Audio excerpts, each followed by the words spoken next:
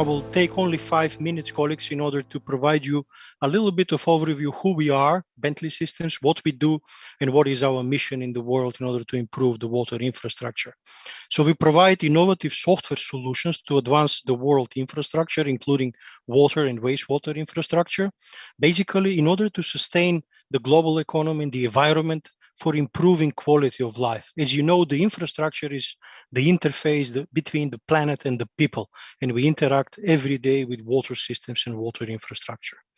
Bentley Systems is one of the leading software providers in infrastructure software engineering. We are around 5,200 colleagues. Many colleagues are based in Latin America. We have offices also in Spain, in Madrid and Barcelona as well. And we're investing heavily in innovation and research. And many of us are also engineers by vocational training.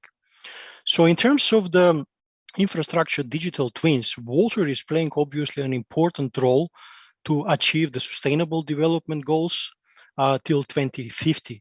And out of the 17 sustainable development goals, water and wastewater systems are touching 6 or 7 of them as shown in the slides. Many of you attending from utilities companies, engineering consultants and contractors are obviously caring a lot about the sustainable development goals, and water infrastructure is really the key in order to address those. So what does water mean for Bentley? On the left-hand side, basically, you see the typical infrastructure which are present in any type of water, wastewater infrastructure, starting from the treatment plants, whether it's a desalination plants or a groundwater wells, water treatment plant, then transport and water distribution. Finally, we need to collect that used water with the wastewater collection systems. We are treating that and safely disposing it into the receiving water impacts like rivers and coastal. Recently, Bentley acquired a software company which is called Sequent. So we developed also capabilities for mapping and modeling the groundwater water as well. In terms of the life cycle of the water infrastructure, today we are going to discuss a little bit of the value of the digital twins, and especially focused on the hydraulic modeling, which is very essential for planning, analysis, and design, as we call it, optioneering simulations of the water and wastewater systems in order to create sustainable water systems for the future.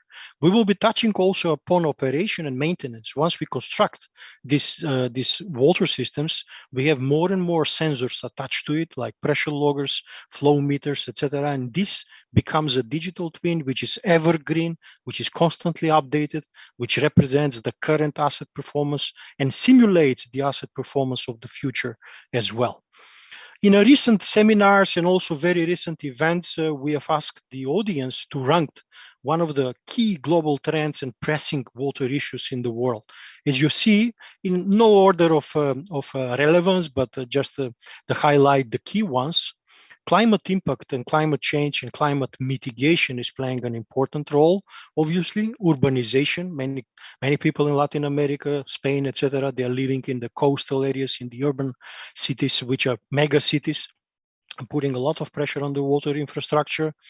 Net zero and carbon neutrality is one of the key driving topics, where hydraulic modeling like water jams, sewer jams can optimize the electricity use, the carbon emission, and also contribute towards this net zero process. And finally, I want to mention today is the digitalization and the digital way, because we have generated physical infrastructure like water, wastewater infrastructure, but now it's the time to digitalize and create a digital water infrastructure as well. So in terms of the pressing issues, they are all over the globe the same. We are talking still a lot, for example, with the companies in Latin America, in Spain, but also in Europe here, regarding non-revenue water reduction. This is still a pressing issue. Pressure control, water safety and water quality is playing an important role, ensuring enough fire capacity because of the drought, for example. A lot of fires are happening in Spain recently, in Portugal as well. Even in the Netherlands, we have a lot of fires, forest fires. So fire capacity insurance is also part of where hydraulic model and digital twin will play an important role. We need to understand also the capital investment plans and project deliveries, where to invest our money for the future in terms of long-term, but also short-term as well. Energy efficiency, some case studies will be shown on energy efficiency and pump and energy optimization. And we are moving more and more towards real-time operations with our digital twin. As I mentioned, the hydraulic model will be one of the key building blocks, but of course, attaching sensory information, attaching other information like GIS, customer billing information, we are creating a digital twin which is evergreen, which simulates constantly the behavior of the physical system as well.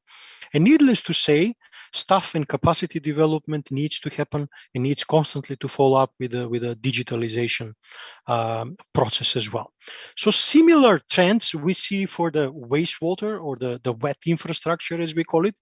So in order to prevent combined sewer overflows, sewer systems which are designed to collect the rainwater, but also sanitary sewers. Sometimes because of the extreme weather events, we have water on the street, dirty water on the street, not enough capacity, blockages, etc. So that can be also simulated and resolved with hydraulic models and digital twins. Water quality analysis, which is playing an important role. Many companies are now monitored by the environmental agencies, for example, by the governments. And if you're disposing of dirty water into receiving rivers or coast or oceans as well, they are paying a huge fine. So recently, for example, Thames Water was fined with a fine for discharging some untreated water in the river Thames as well. And what I wanted to mention is implementing also BIM-enabled workflows are key for successful delivery of projects. So not enough only drawing and profiles, but the clients are asking more and more to implement BIM, building information model in 3D and 4D, which are essential also for handover for operation and maintenance of the digital twins of the future. Final slide, I wanted to mention that many of the water companies who are present today and engineering consultant, they will recognize these data silos. Various departments we have in any water company, like engineering department dealing with GIS, planning, for example, some hydraulic modeling, maintenance department, which is there, which is doing inspections, which is doing repair, for example, unscheduled and scheduled maintenance, operational technologies like the SCADA. Many companies are using SCADA systems in order to monitor and control the network, but more and more IoT devices are placed into the network. And these silos of data are sort of disconnected. So why not bringing the SCADA data into the hydraulic model and vice versa? Why not sharing the hydraulic simulations and data and various scenarios to the maintenance department, such that they can see if I go to maintain certain valves in certain section, what will be the impact on the customer? So with the digital twin solution, we try to combine this federated data and provide a single source of view in order to get better visualization, better insights, but also better decisions at the end of the day.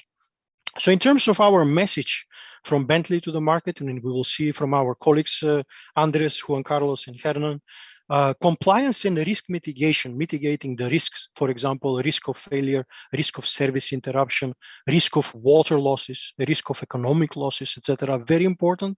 Second is we have to lead the way toward digital water utility. Digitalization is there, it's here to stay, and we have to prepare for that.